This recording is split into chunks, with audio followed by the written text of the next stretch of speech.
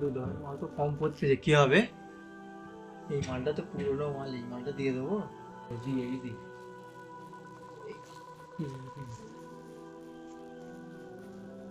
বাবু, পয়সাটা, পেমেন্টটা। হ্যাঁ, তোমার লেভেলের কি যেন? আমার লেভেল একে ড্রেস আপনার মালটা রিটার্ন করে দেওয়া হয়েছে, কেন আপনি মাল ঠিক দেননি।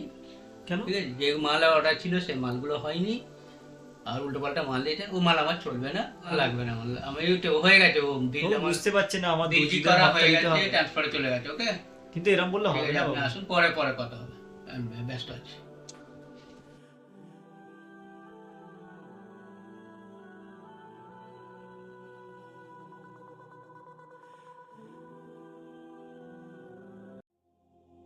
কাইম ভাই দেখো, আল্লাহ পাকের হুকুম ছেড়ে দুনিয়াতে কেউ কখনোই সফল হতে পারেনি।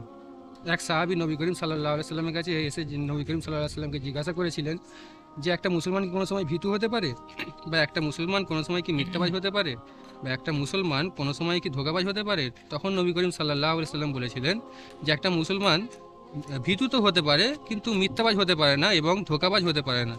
কারণ মিথ্যাবাজ ও ধোঁকাবাজ নবী করিম সাল্লাল্লাহু আলাইহি সাল্লামের উম্মতের উপযুক্ত না।